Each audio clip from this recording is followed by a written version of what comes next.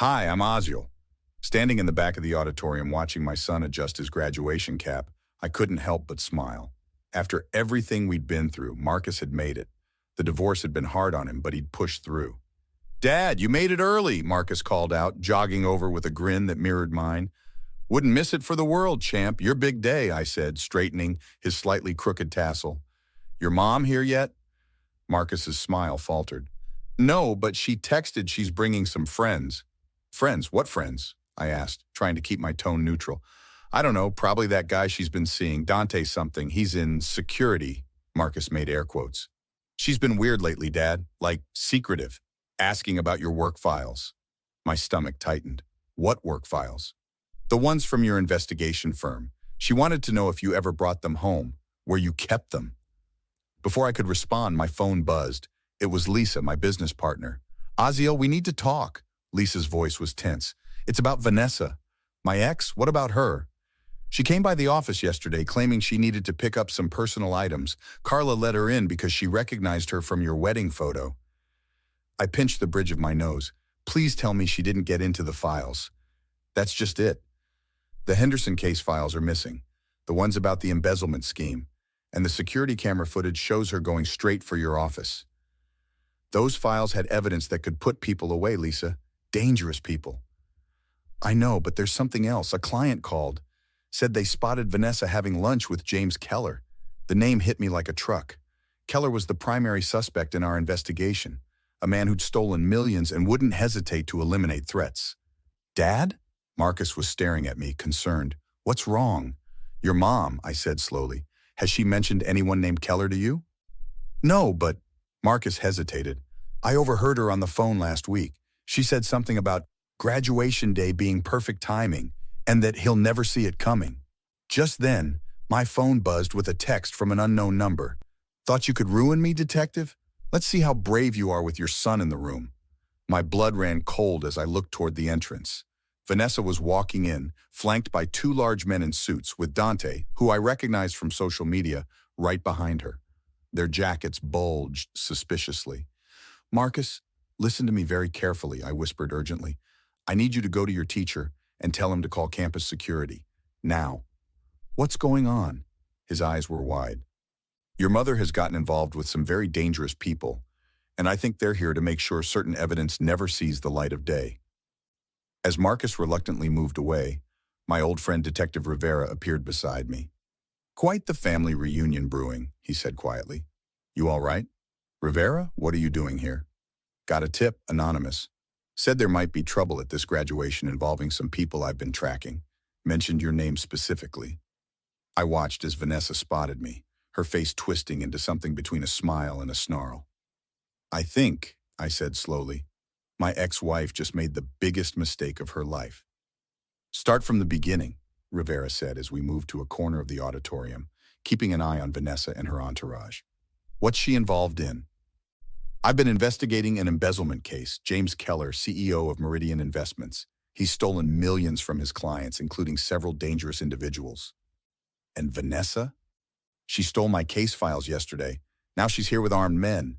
Rivera's eyes narrowed. "How did she even know about your investigation?" "That's what I'd like to know," I muttered as Marcus returned. "Security's on their way, Dad," Marcus whispered. "What's really happening?" I hesitated, but the look in my son's eyes told me he deserved the truth. "Your mother may have stolen evidence that could put away a very dangerous man, a man who's likely paid her to do it." "That's insane," Marcus protested. "Mom wouldn't—" "She would," came a new voice. It was Carla, our receptionist, who'd apparently followed Vanessa to the graduation. "I'm so sorry, Ozil. I should never have let her in." "Not your fault," I assured her. "But why are you here?" "After she left, I checked the security cameras. She downloaded files from your computer too. Then I saw her make a phone call in the parking lot. She seemed excited. I heard her mention graduation and decided to follow her today." Marcus's face had gone pale. "I don't understand. Why would Mom do this?" Rivera pulled me aside. "We can't make a move without proof she has the files." "I have proof," came another voice. It was Lisa, arriving breathless. "I remote accessed your computer's backup system. The files were copied to a flash drive at 3:42 p.m. yesterday. Our cameras show Vanessa was the only one in your office at that time." She's also been asking Marcus about my files, I added. That's still circumstantial, Rivera cautioned. Marcus suddenly spoke up. She has them. The files. We all turned to him. Last night she was putting something in her safe at home, a flash drive and some folders. She didn't know I saw. She was talking to Dante about how they were worth a fortune. Did you see what was on them? Rivera asked. Marcus shook his head. But she said something weird. She said, Oziel thinks he's so smart, building a case against Keller, but he never expected his own family would be his downfall. Rivera and I exchanged glances. That's motive and admission, Rivera said. But we need those files. And we need to be careful, I warned, watching Vanessa position her men around the room. Those guys aren't just for show. I can get into the safe, Marcus said suddenly. I know her combination. She uses my birthday. Absolutely not, I said firmly. Too dangerous. But what about the graduation? Lisa asked. We can't let them ruin it. Rivera nodded toward the entrance where several uniformed officers were discreetly filing in. My backup's here. We just need to keep everything calm until we can secure those files. They're not at her house, Marcus said quietly. They're here, in her purse. I saw her put the flash drive in before we left. She said she was delivering it personally. To Keller? I asked. Marcus nodded. He's supposed to be meeting her here, after the ceremony. The principal took the stage, announcing the ceremony would begin in 5 minutes. We need a plan, I said, looking between my friends and my son. Rivera nodded grimly. And we need it now. The graduation ceremony proceeded with unbearable tension. From my seat, I could see Vanessa constantly checking her phone, her bodyguard scanning the crowd. Marcus sat among his classmates, occasionally glancing back at me with worried eyes. She's getting nervous, Lisa whispered beside me. Keller must be late. Good, I muttered. Gives us time. When Marcus's name was called, he walked across the stage with perfect composure. Instead of returning to his seat afterward, he veered off and approached Vanessa directly. What is he doing? I hissed, half rising. Creating a distraction, Rivera replied, motioning for his officers to move closer. I couldn't hear their exchange, but I saw Vanessa's face shift from surprise to anger. The two men flanking her tensed visibly. Then, to my horror, Marcus reached for her purse. Now, Rivera said into his radio. As officers moved in, chaos erupted. One of Vanessa's men reached inside his jacket, but Rivera's team was faster, tackling him before he could draw his weapon. The second man tried to run but collided with a parent, both tumbling to the ground. Vanessa grabbed Marcus's arm, her face contorted with rage, but he twisted away, something small and black in his hand, the flash drive. That's it, I shouted, rushing forward as Dante moved toward my son. Stop right there, Dante, Rivera called out, his badge held high. You're surrounded. The auditorium had erupted into screams and confusion. Parents shielded their children. Students scrambled for exits. Through it all, Marcus stood firm, the flash drive clutched in his hand. I reached them just as Vanessa lunged for our son. Give that back, she screamed. You have no idea what you're doing. I know exactly what I'm doing, Marcus replied, his voice steady. I'm choosing the truth. You choose him? She spat, pointing at me. After everything I've done for you? What you've done? Marcus's laugh was bitter. You mean like stealing Dad's files? Helping criminals? Bringing armed men to my graduation? Your father is ruining lives with his investigations, she shouted. Keller offered us a way out, money, security. By betraying innocent people, I interrupted. By helping a thief who's stolen millions. They deserved it, Vanessa hissed. Rich people playing with money while the rest of us struggle. Dante stepped forward. Vanessa, shut up. Don't say another word. It's too late, Rivera said, handcuffs ready. We've heard enough. You can't prove anything, Dante snarled. Marcus held up the flash drive. This proves everything, and guess what? I made a copy last night when you weren't looking. Sent it to myself just in case. Vanessa's face went white. You what? I'm not stupid, Mom. I've known something was wrong for weeks. The secret calls, the sudden money, the new friends. Marcus, please. Vanessa's tone changed, becoming pleading. I was doing this for us, for your future. Your father never provided enough. Stop, Marcus cut her off. Just stop lying. Dad worked honest cases to put me through college. You were just greedy. I'm your mother, she cried. Everything I've done. Save it for the judge, Rivera interrupted, nodding to his officers. As they moved in to arrest Vanessa and Dante, she suddenly lunged at me, nails aimed at my face. This is all your fault. The officers restrained her as she continued to scream threats and accusations. "You'll regret this, Aziel, all of you. Keller won't let this stand." "Keller won't be helping anyone," came a new voice. A tall woman in an FBI jacket approached. "We picked him up 20 minutes ago at the airport. Your text tipped him off that something was wrong, and he tried to flee." 6 months later, I sat in the courthouse watching as Vanessa was led in for sentencing.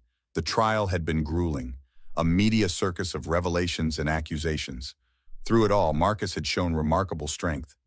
"Nervous?" Lisa asked, taking the seat beside me. "A little," I admitted. "For Marcus, mostly. It's not easy seeing your mother sentenced." "He's tougher than you think," she replied, nodding toward the entrance where Marcus walked in with Rivera. "How's he holding up?" I asked as they joined us. "Like a rock," Rivera said admiringly. "His testimony yesterday was bulletproof." Marcus shrugged. "Just told the truth." "That's all you ever needed to do," I said, squeezing his shoulder. The judge entered, and the room fell silent. After preliminary remarks, he addressed Vanessa directly.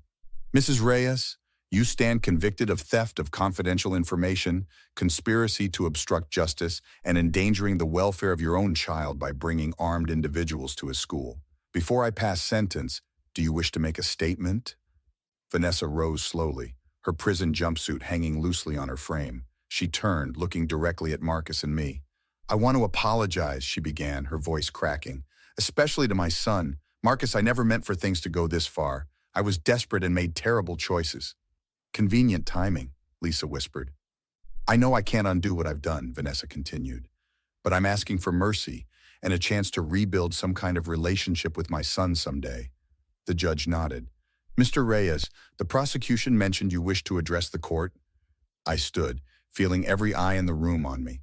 "Yes, Your Honor." I walked forward, stopping a few feet from my ex-wife. For a moment, I simply looked at her, this woman I'd once loved, now a stranger. "Vanessa claims she was desperate," I began, "but our financial records, presented as evidence, show she was living comfortably on her alimony and her job. What she wanted was more money, more status, more power." "Aziel, please," she whispered. "For Marcus's sake." "Don't," I cut her off. "Don't use our son as a shield now. You were willing to put him in danger by bringing armed criminals to his school. You were willing to destroy his relationship with his father for money." "It wasn't like that," she protested. "It was exactly like that," Marcus called out, standing. "You told me Dad was hiding money. You told me he was corrupt. All lies to justify your own actions." The judge allowed the interruption, watching carefully. "Your Honor," I continued, "I don't seek vengeance. Justice has already been served through the conviction. But I do ask that any sentence include mandatory counseling and a prohibition against contacting our son until he chooses otherwise." Vanessa's face crumpled. "Marcus, you can't mean this. I'm still your mother."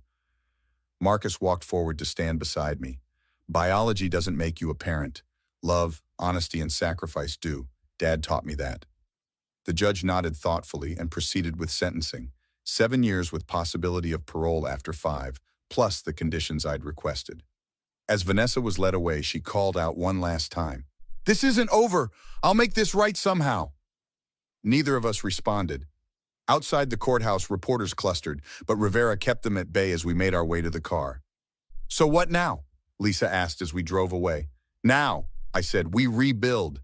The agency's reputation has actually improved since the case broke." "And I start college next month," Marcus added. "Criminal justice major." Rivera laughed. "Following in your old man's footsteps?" "Something like that," Marcus smiled. "I learned that the truth always finds a way out, even when people try to bury it."